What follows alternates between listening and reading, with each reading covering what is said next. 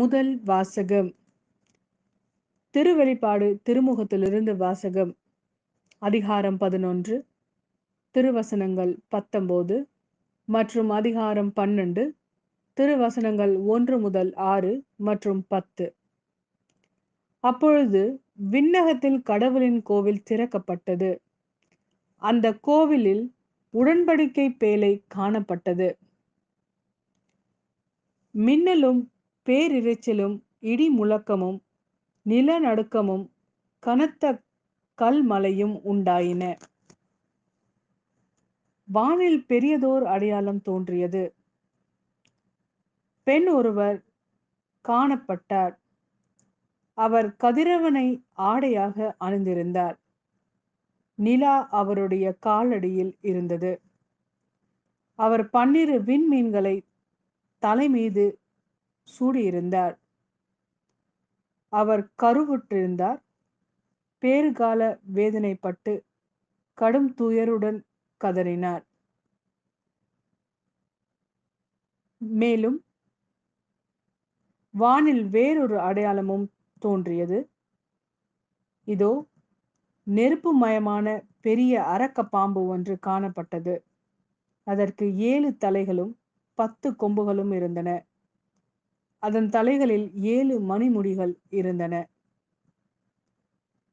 அது தன் வாளால் விண்மீன்களின் 3இல் ஒரு பகுதியை நிலத்தின் மீது இழுத்து போட்டது. பேறுகால வேதனையில் இருந்த அப்பெண் பிள்ளை பெற்றவுடன் அதை விழுங்கிவிடுமாறு அரக்கப்பாம்பு அவர் முன் நின்று கொண்டிருந்தது. எல்லா நாடுகளையும்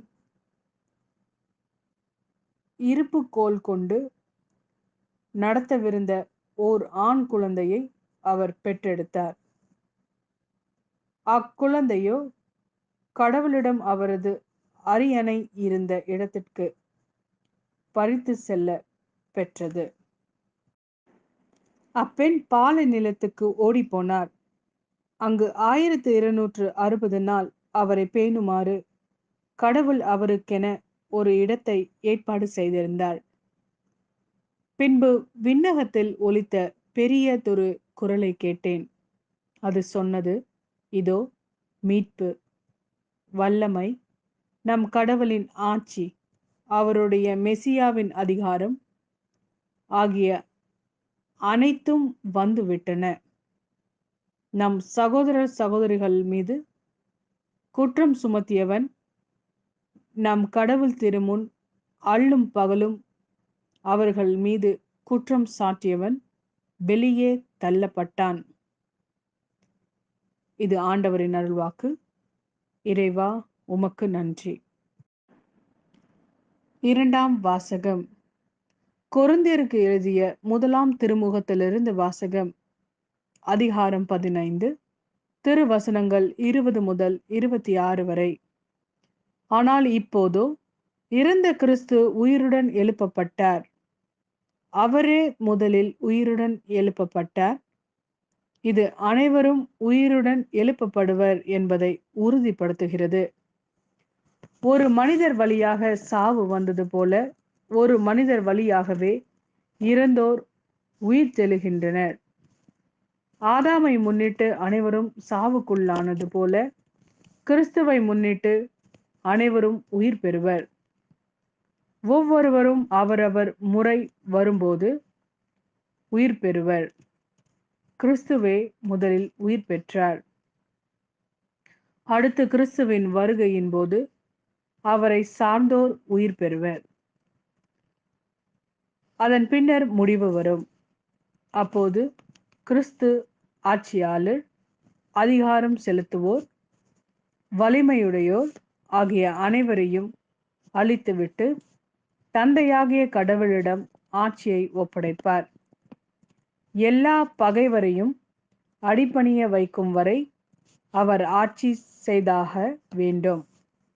சாவே கடைசி பகைவன், அதுவும் அழிக்கப்படும். இது ஆண்டவரின் அருள்வாக்கு. இறைவா, உமக்கு நன்றி. லூக்கா எழுதிய நற்செய்தி.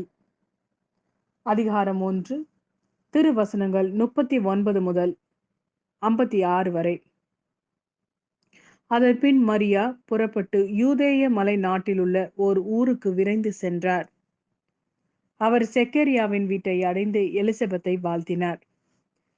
மரியாவின் வாழ்த்தை எலிசபெத் கேட்டபொழுது அவர் வயிற்றில் இருந்த குழந்தை மகிழ்ச்சியால் துள்ளிற்று. எலிசபெத்து தூய ஆவியால் முற்றிலும் ஆட்கொள்ளப்பட்டார்.